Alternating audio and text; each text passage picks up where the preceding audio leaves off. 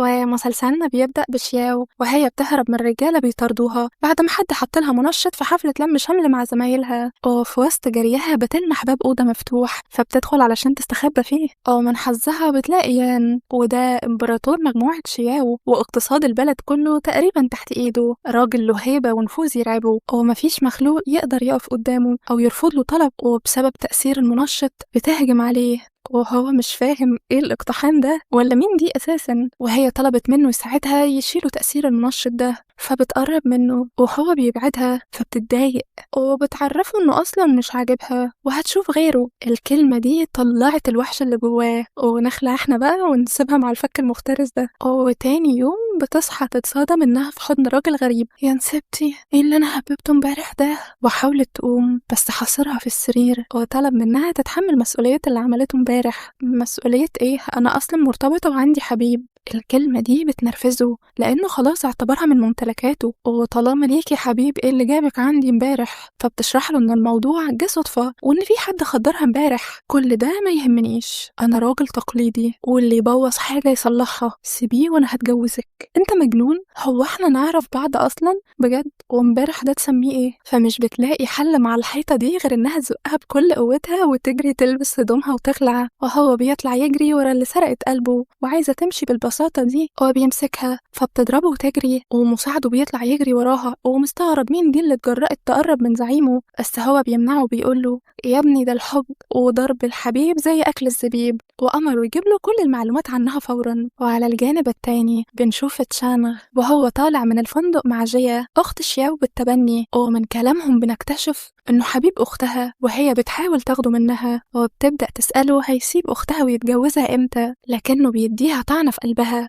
وبيعرفها إنه بصراحة كده بيحب أختها وعايز يتجوزها، فبتعرفه إنه لو أختها عرفت بعلاقتهم هتنفصل عنه فورا، فبيتعصب عليها وبيزعق لها وحذرها انها تقول لاختها اي حاجه. استنى لما اشوف نتيجه المخدر اللي حطته لها امبارح وهتكمل معاها ازاي بعد ما تعرف بخيانتها ليك. وكده بنعرف انها هي اللي حطت لاختها المنشط وزقت عليها الناس علشان يصوروها ويورطوها، وفجأة وبدون أي مقدمات بتدخل أختها عليها وبتديها بالقلم على وشها وبتبدأ تسألها إزاي تعمل فيها كده وتحط لها منشط. طبعا هي بتنكر إنها عملت كده لأن حبيب أختها واقف وبيسمع كل حاجة، وفي نفس الوقت بتبدأ تفكر إزاي توقع أختها في الكلام علشان تخليها تعترف إنها كانت مع راجل تاني وبكده حبيبها هينفصل عنها. لكن أختها كانت ذكية وما ادتلهاش الفرصة وعرفتها إنها راحت المستشفى وبقت بخير خلاص. وبعد شوية بتروح تقابل حبيبها وأول ما بيشوفها بيعتذر لها إنه ما قدرش يجي ياخدها امبارح وإنه عاوز ياخدها معاه النهاردة علشان يعرفها على أهله، بس هي بتوقفه علشان تحكيله اللي حصل امبارح وإن في حد خدرها، فبيرد عليها إنها ذكية وأكيد راحت المستشفى وتصرفت، ومن غير ما يديها فرصة تكمل كلامها بياخدها ويمشي. على الجانب التاني المساعد بيكون قادر يجمع كل المعلومات عنها، وفي نفس الوقت ده هي بتكون قاعدة في تجمع العيلة وبيكون باين جدا إن حماتها مش طايقاها ولا هضماها خالص، وفجأة في وسط القعدة دي بيدخل يان عليهم وهي بتتصدم أول ما بتشوفه، أما من ناحيته هو أول ما بيلاقيها متعلقة في دراع ابن أخوه الغيرة بتاكله، والمساعد بيوصل وكان هيفضح الدنيا بس يان سكته وهي بتسأله مين ده، هو يقرب لك حاجة؟ فبيعرفها إن ده عمه، فبتقول في سرها يا ليلتك الكحل يا شياو، دي شكلها هتبرق وترعد على دماغك النهاردة. وبيقعدوا علشان ياكلوا والمساعد بيسحب لها الكرسي علشان تقعد جنب زعيمه بس هي رفضت تقعد، فبيتعصب قوي هو الكرسي اللي جنبي في شوك ولا ايه؟ أو بدأ يلمح لها بطريقة غير مباشرة عن ليلة امبارح، فأول ما سمعت التهديد بتقعد جنبه على طول، أصله مجنون وممكن يتهور ويفضح الدنيا في لحظة. أو على الأكل بيسأل ابن أخوه لو ناوي يتجوزها فعلا، فالواد عرفه إنه عاوز يتجوزها فعلا بس أمه بتعترض جدا وبتعرفهم إنهم لسه صغيرين، لكن أبوه بيسكتها وأبو يان سأله وإنت مش ناوي تتجوز زي ابن أخوك ولا إيه؟ فبيعرفه إنه في الحقيقة بيحب واحدة بس يعتبر كده عاشقها وشكلي هموت جوزها علشان أتجوزها. الكل بيستغرب من الكلام ومين اللي قدرت عليك تحطك في الخانة دي؟ وابن أخوه سأله عن اسمها وبكل برود أعصاب بصلها وقال اسمها وعينك ما تشوف إلا النور، كل واحد في العيلة بينزل عليها بكلمة وتهزيق شكل. وطبعا أمه كان ليها الكوم الكبير لأنها أساسا مش طايقاها ومستنية لها غلطة واحدة، فمدت إيدها تحت الترابيزة وقرصته في رجله اللي هو خلصني منك لله، دول هينزلوا عليا بالأباقيب. ساعتها بيصلح كلامه إنه قال اسمها لأنها داست على رجله جامد، وانتوا ليه بتقولوا لها كده؟ فهما بيصدقوا إن الموضوع كان سوء فهم بس مش أكتر. وهو ما صدق بقى ومسك إيدها، وقبل ما حبيبها يلاحظ اللقطة دي بتسحب إيدها بسرعة وتستأذن عشان تروح الحمام.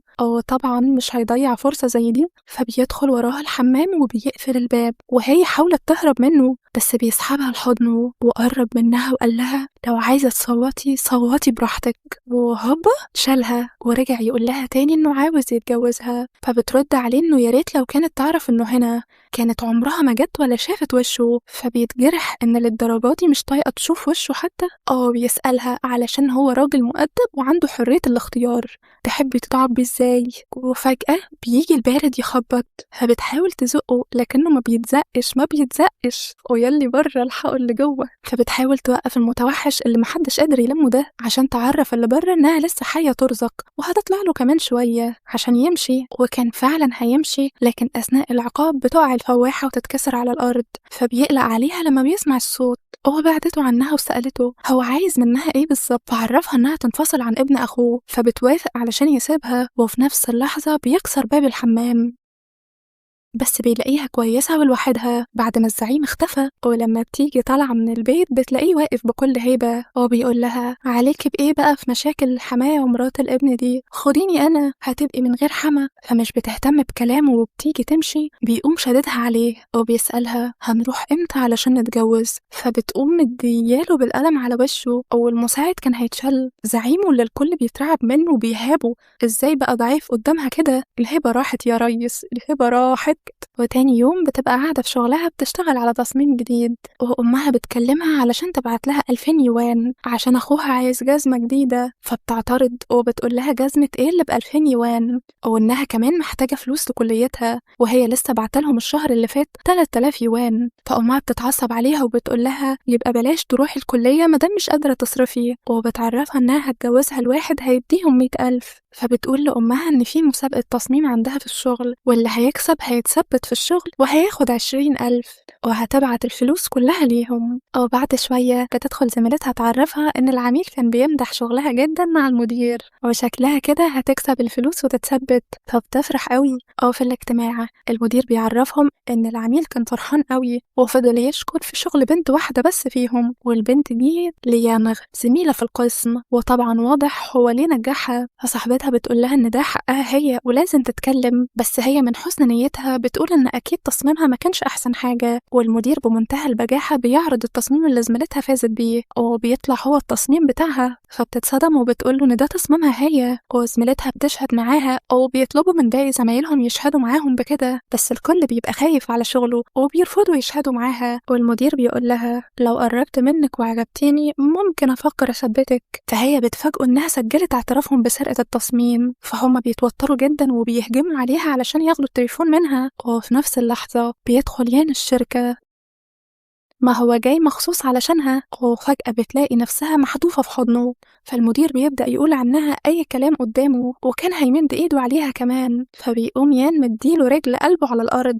بيقوله إزاي تتجرأ وتهين مراتي، ده انت ليلتك سودا. فبيترعب أول ما بيسمع كلمة مراتي دي، وبيفضل يعتذر على غلطته وهو بيلمس وشها بكل حنية وبيسألها عملوا فيكي إيه يا حبيبتي؟ فبتقوله إنهم سرقوا شغلها وخدوا المكافأة بتاعتها. فبيقول لها اطلبي وأنا هنفذ. فبتطلب منه بس اللي اتاخد منها ومش بتطمع. فبيستغرب وبيسألها بس كده؟ فبتطمع شوية كمان وبتقوله ممكن اخد وظيفة دايمة كمان. فبيعرفها إنها مستهونة باللي يقدر يعمله عشانها، بيطبطب عليها علشان يبدأ يعلمها إزاي تاخد حقها وتطمع براحتها في جوزها. وطلب من المساعد يستحوذ على الشركة وينقل ملكيتها لحبيبة قلبه. فبتقوله بس ده مش من حقي. فبيشدها لحضنه، أي حاجة اديها لك تاخديها، أنا مش بطلب منك يا روحي، وقعدها على الكرسي وعرفها إنها المديرة دلوقتي، فتحب تعمل إيه مع المتنمرين دول. فبتاخد الثقة من كلامه ودعمه ليها، وبتعرفهم إنهم سرقوا تعب غيرهم، وبتقول لزميلتها انتي بعتي نفسك للمدير بس في الآخر انتي مطرودة. وبالنسبة للمدير فمش بس بتطرده، ده أمرت إنه يتحاسب على سرقته دي ويتسجن، وبيأمر الحرس ينفذوا أوامرها. وبعد ما بيمشوا بيشدها لحضنه علشان يشوف موضوع جوازهم بقى،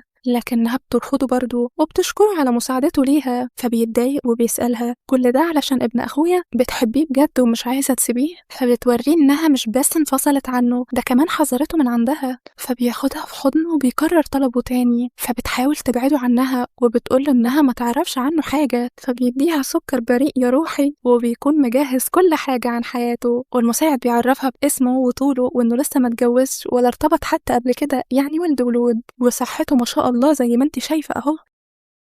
وبيديها تحاليله وكل شهاداته وممتلكاته، وبيعرفها ان هو كمان رئيس مجموعة شياو وعنده 88 شركة ملكه هو. وبيسألها دلوقتي عرفتي كل حاجة، هنروح نتجوز امتى؟ فبتتعصب وبترفضه برضه. فبيسألها ايه سبب رفضها ليه؟ فبتقوله ان مفيش بينا مشاعر. فبيرد عليها والله طب ده الموضوع بسيط قوي، وبيقوم شايلها هوبا علشان ياخدها للبيت ويبقى بينهم مشاعر. يا ريتك فضلتي ساكتة، يا ريتك فضلتي ساكتة. في البيت حدفها على السرير وسحبها من رجليها وقرب منها، وبتبقى فاكراه هيجبرها عليه لكنه مش بيعمل كده. بيدخل المساعد يعرفه ان العشاء جاهز، ولما بينزلوا بتتفاجئ من كمية الأكل وبتسأله ليه كل ده واحنا 2 بس؟ فبيعرفها انه ما يعرفش هي بتحب ايه، فعمل كل الأنواع وتاكل اللي تحبه. فبتقول في سرها أخدني بيته وما أجبرنيش عليه وعمل كل الأكل ده علشاني، هو هيطلع طيب ولا ايه؟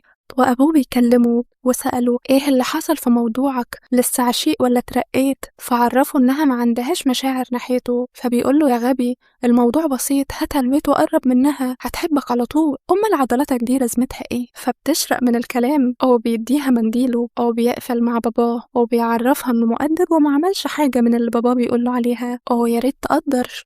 بالليل بتسأله هو انا لازم انام هنا؟ فبيقول لها امال هيبقى بينا مشاعر ازاي؟ فبترد عليه انها مش عايزه تتجوزه. فبيشدها في حضنه وبيعرفها ان الاحسن ليها دلوقتي ما تقولش كلام يعصبه وتنام. فبتبعد نفسها عنه بس بياخدها في حضنه برضه. في الناحيه التانية اختها بتبقى سهرانه مع تشانغ وبيتكلم برضه عن شياو وانه لسه بيحبها، وبيجيلها مكالمه ولما بترد بنعرف ان موضوع سرقه التصميم هي اللي كانت السبب فيه، وهي اللي زقت المدير يعمل معاها كده. وعلى الرغم من انه عرفها ان يان بيقول انها مراته، الا ان عقلها بيرفض يصدق الكلام ده، وبتفكر ان اللي ساعدها هو اكيد تشانغ عشان بيحبها. فبتغير الخطة وبتكلم حد علشان يرجعها القرية ويتخلص منها بقى.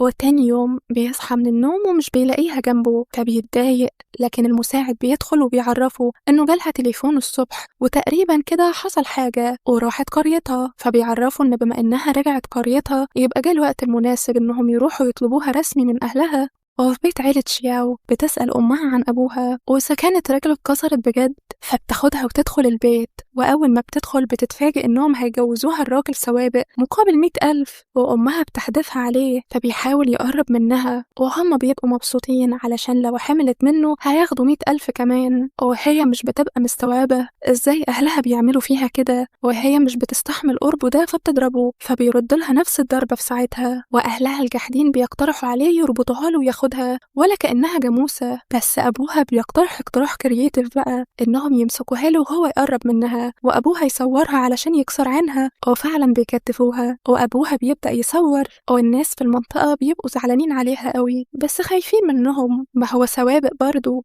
بيوصل يان في الوقت المناسب وبيسألهم عنها، فبيعرفوه إنه يا ريت يلحقها. فبيدخل بسرعة أول ما بيسمع صوتها وبيديله بالرجل يقلبه على الأرض، وهي بتبقى خايفة جدا من اللي حصل لها. فبيقعد جنبها علشان يهديها وبيعرفها إنه يان وإنه جنبها ومش هيخلي حد يأذيها أبدا. فبتهدى وبتحضنه، والعبيط اللي جايبينه يتجوزها بيقوله أنت جاي تسرق خطيبتي ولا إيه؟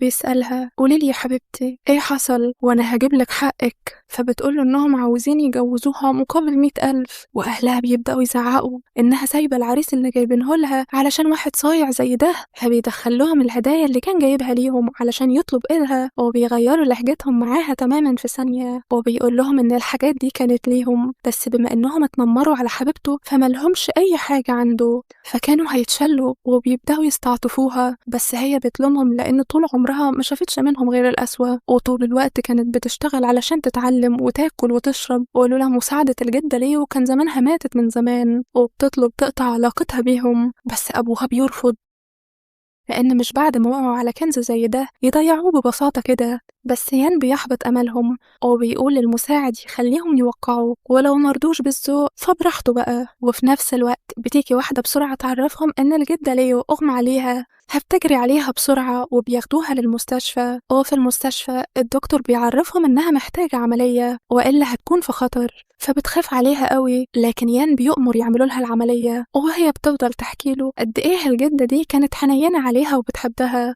وبتعرفه إنها هتسدد له كل فلوس علاج جدتها. ففي لحظة واحدة بيحول لها مليار، فبتسأله ليه بعت كل ده، فعرفها إنه مش عايزها تفكر إنه بفلوسه ممكن يستعبدها، وقال لها إن كل فلوسه هي فلوسها في الأساس، وبيطمنها. وبيمر الوقت وبيروح يطمن عليها، بس المساعد بيعرفه إن ابن أخوه معاها جوه، ونار الغيرة بتشعل في قلبه لما بيلاقيه قريب منها، والمساعد بيبقى مرعوب من المدعكة اللي الزعيم هيعملها دلوقتي. وفعلا كان هيشيل الباب وهو داخل، وأول ما دخل بتاخد بالها إنه مركز مع إيدها اللي في إيد ابن أخوه، فبتسحبها بسرعة وبتقول في سرها أنا مالي خايفة كده ليه ولا كأني عاملة مصيبة. وبيسأله بيعمل ايه هنا، فبيعرفوا انها سابته بس هو بيحبها. يخرب بيتك، هو ولع لوحده وهو ناقص. وبيسأله نفس السؤال، هو كمان بيعمل ايه هنا، هو ممكن يكون في حاجة بينكم. وبيبص لشياو فبيروح عنده، ولا بصلي ممكن يكون في ايه، وكان لسه هيقوله لكنها بتوقفه، فبيحترم رغبتها وبيمشي. والمساعد بيسأله هنمشي كده عادي بدون تقطيع وتشويح وتكسير،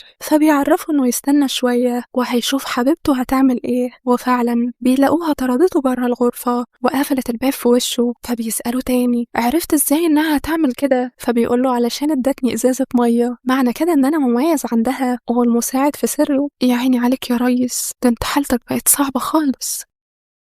وتاني يوم جدتها بتكون بتعمل العملية، وبرغم إن تشانغ اتطرد بس بيفضل لازق فيها، والدكتور بيطلع وبيعرفهم إن العملية نجحت. ويان بيبقى متضايق لأن المفروض هو اللي يبقى جنبها دلوقتي مش ابن أخوه، وبيقول للمساعد بما إننا عارفين بعلاقة ابن أخويا بجيا فبعت لها وعرفها إن هو هنا مع شياو. وأول ما عرفت النار قادت جواها وكلمت أمها تتخانق معاها علشان خطتها فشلت، فبتقول لها إن السيد يان جه وضربهم كلهم وأخدها وخلانا نوقع إننا ملناش علاقة بيها، بس برضه مش بتصدق إنه يان هو اللي معاها، وإيش جاب لجاب يعني ده أكيد ابن أخوه هو اللي عمل كده علشان عاوز يرجع لها، وبتهددها إنها لازم تشيلها من طريقها وإلا هتفضح السر اللي بينهم. وبتقوم واخدة بعضها وطالعة لشيانغ على المستشفى، وهو بيتضايق إنها جت علشان شياو ما تشوفهمش سوا، وبتفضل تتدلع عليه فمش بيقدر يقاومها. هو خدها في أوضة المستشفى ومن الاستعجال نسى يقفل الباب، وبالصدفة بتعدي وبتشوفهم سوا. ومش بس كده، ده كمان بتعرف انهم مع بعض بقالهم سنة، يعني كان بيخونها وهي معاه. وبتلاقي يان وراها وبيسألها تحبي تنتقمي منهم، فبتعرفه ان ملهاش حد دلوقتي علشان يكون معاها في انتقامها، فبيعرض عليها تتجوزه وهيخليها تاخد حقها منهم تالت ومتلت.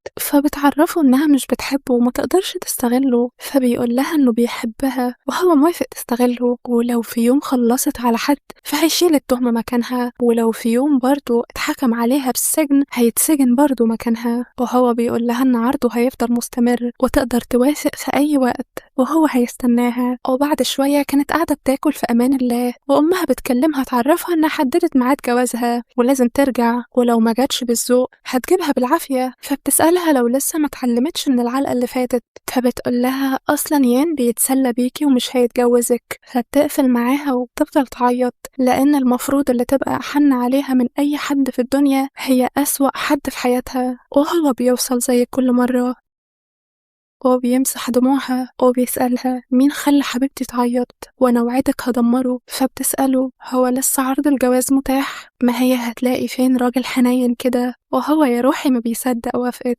وبياخدها علشان يتجوزوا على طول. هو فعلا بيتجوزوا وبياخدوا الشهادات، ورجالته كانوا بيحتفلوا بيهم. فضرب المساعد لأنهم خوفوا مراته حبيبته، وبدأ يعرفها إنه بعت جدتها لدار رعاية علشان يهتموا بيها، وهي هتيجي معاه النهاردة حفلة عملها مخصوص علشان يعلن إنها مراته وسط كبار الشخصيات.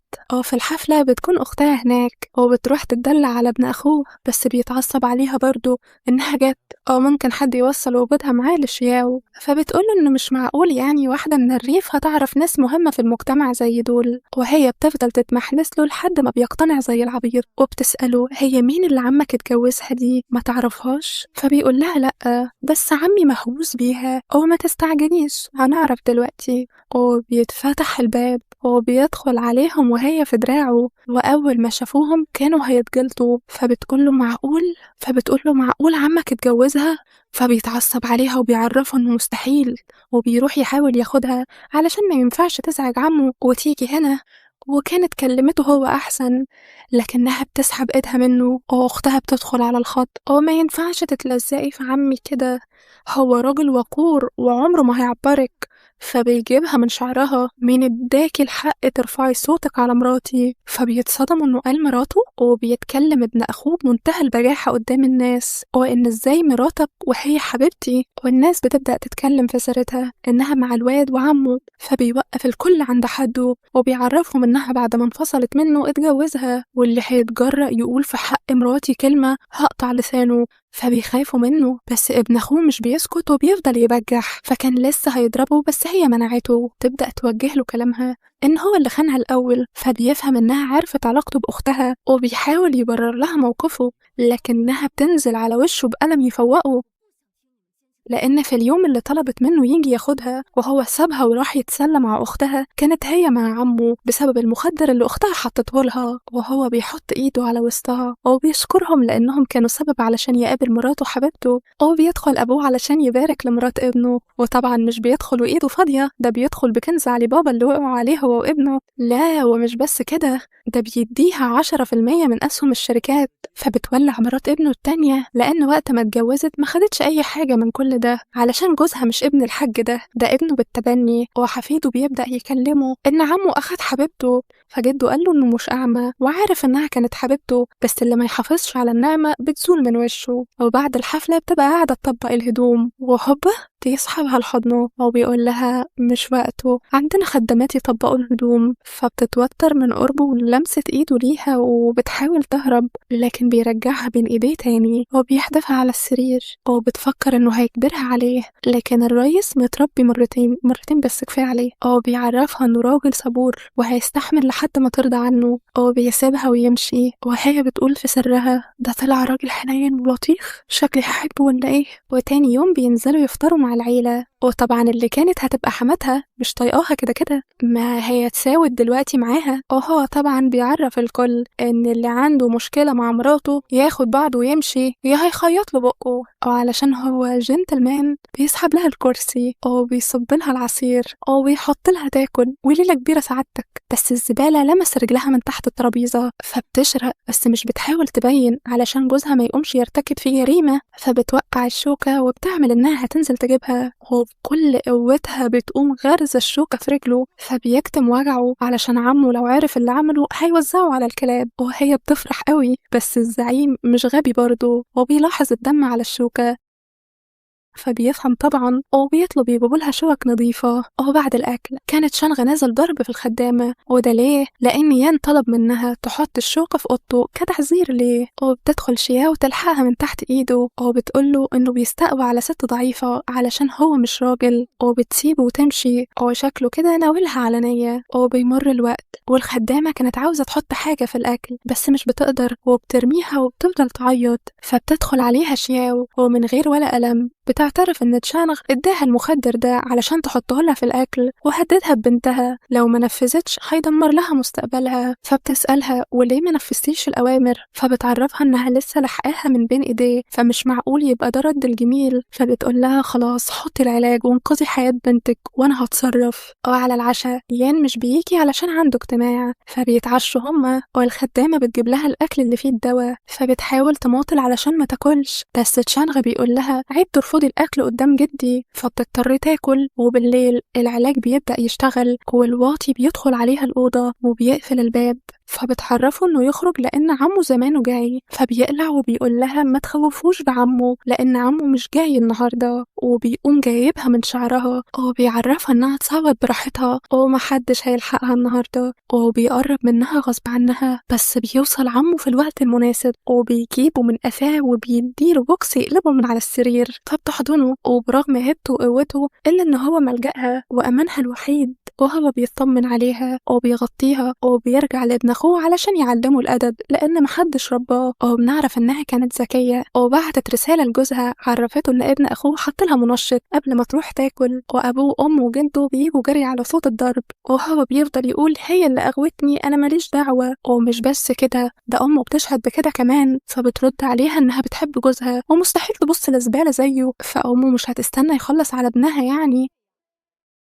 بتقول لها إنها عارفة إنها اتجوزت أغنى راجل في المدينة، وفي نفس الوقت مش قادرة تبعد عن ابنها، واللعب على الحبلين ده مش صح علشان تشكك الزعيم فيها، لكن الزعيم بيبقى في عالم تاني خالص من وقت ما قالت جوزي. فبيدخل المساعد يفوقه وبيقول له هو ده وقته يا ريس، وبيجيبوا الخدامة وبتحكي لهم إنه اداها المنشط ده علشان تحطه لشياو. ولما الجد بيلومها بتعرفه إنه غصب عنها لأنه ضربها وهددها بحياة بنتها، فبيتعصب الجد من اللي عمله، بس أمه بتدافع عنه وأكيد يعني مش هنسمع كلام خدامة. فبيأمر يجيبوا تسجيلات الكاميرات والكل بيعرف الحقيقة، فهرسوا تحت رجله وأمر كمان يخلصوا عليه، بس أبوه بيفضل يترجى الجد علشان يسامح ابنه. فالجد بيطلب من ابنه يسيبه وهم هيسافروا بره البلد وخلاص، وفعلا بيسيبه. وبعد ما بيمشوا الخدامة بتعرفه إنها ما حطتش منشط ولا حاجة، فبتسألها أمال إيه الأعراض اللي أنا حسيت بيها دي؟ فبتعرفها إنها شوربة بس بتنشط شوية. والكل مشي خلاص ومش فاضل غير المساعد، فبيبص له كده اللي هو تعالى في النص بينا، تعالى في النص بينا أحسن. فبيتحرج ويمشي، وهو طبعا بيحاول يستغل الفرصة علشان يقرب منها،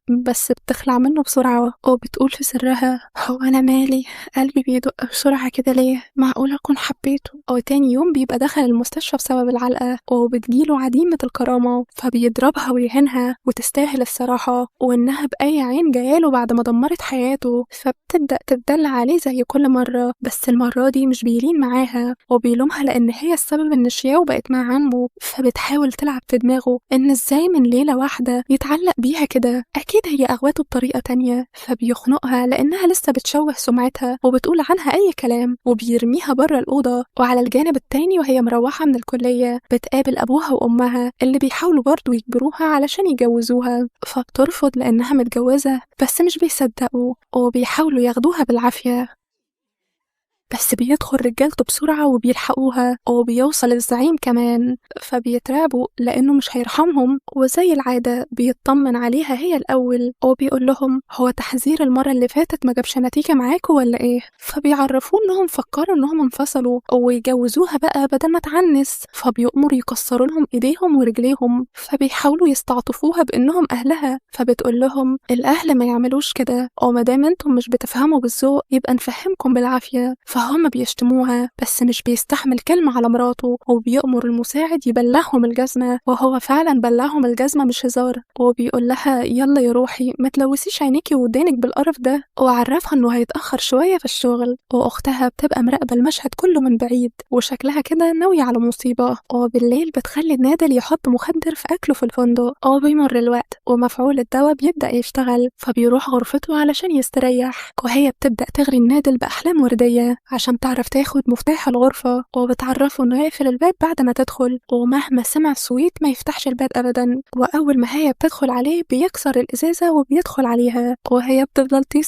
تصوت علشان حد يلحقها، بس هو خلاص قفل الباب زي ما هي طلبت ومشي. وبيحطها على رقبتها وبيسألها ازاي تتجرأ تعمل له فخ، هي بتطلب موتها. فبتحاول تغريه بإنها مطيعة وهتعرف تدلعه عن شياو، ولسه هتقرب منه بيحط الإزازة على رقبتها تاني. فبتتأكد إنه راجل وافي لمراته ومش زي أي راجل هي عرفته، فبتحلف له إنها هتمشي ومش هيلمح وشها تاني. فبيرفض وبيقول لها اتصلي على ستك وتاج راسك شياو. فبتتصل بدل ما يتهور ويخلص عليها، فبتعرفها إنها خدرت جوزها، وحياة أمك تعالي بسرعة علشان جوزك المجنون ده ناوي يموتني. بتوصل بسرعة على الفندق وهو بيقربها ليه وبيسألها جيتي ليه وانتي عارفة اني متخدر، ممكن استغلك كعلاج. فهي بتعرفه انها موافقة تبقى علاجه.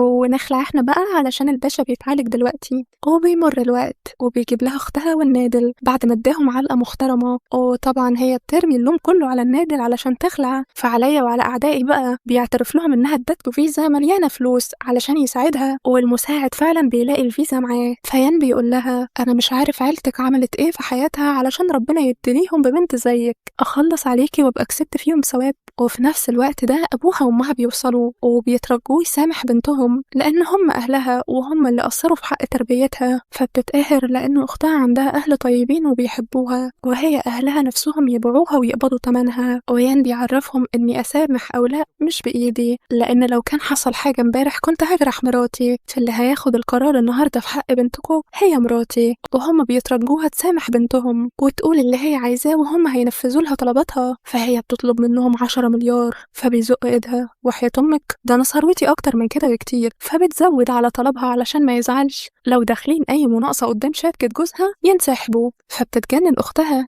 لكن اهلها بيوافقوا، وبتطرد النادل من الفندق. والمساعد بيبقى فخور بيها قوي انها طلعت قاسيه ومتوحشه زي زعيمه بالظبط، وهو بيبقى فرحان بقطته قوي وبيقول طبعا ما هي تربيتي. فبيلاحظ انها زعلانه، فبيسالها لو زعلانه علشان ما هزقتش اختها كويس يجيبها لها تمسح بكرامتها الارض دلوقتي عادي. فبتعرفه انها مش زعلانه، هي بس غيرانه من اختها، لان قبل ما عيله اختها الحقيقيه يلاقوها كانت اختها بتاخد برضه نفس الحب والاهتمام ده من اهلها، لكن هي كانت بتغسل وتمسح وتطبخ وملهاش اي حق في اي حاجه. وفي يوم كان نفسها تحس بجو العيله وتاكل لو لمره واحده في وسط اهلها، بس امها كانت قاسيه قوي في حقها ومنعتها من الاكل واجبرتها تكمل شغل في البيت. ولما خلصت شغل وجت علشان تاكل ملقتش غير البواقي، بس بتاكل برضه من جوعها. وكملت كلامها إن أختها مع عيلتها أخدت كل الحب والدلال، وفي عيلتها الجديدة برضو واخدة نفس الحب والدلال. فبيزعل علشانها وبيطبطب عليها. طب ما فكرتيش في يوم إن انتي تكوني بنت عيلة الهاشم؟ فبتعرفوا إنها فكرت،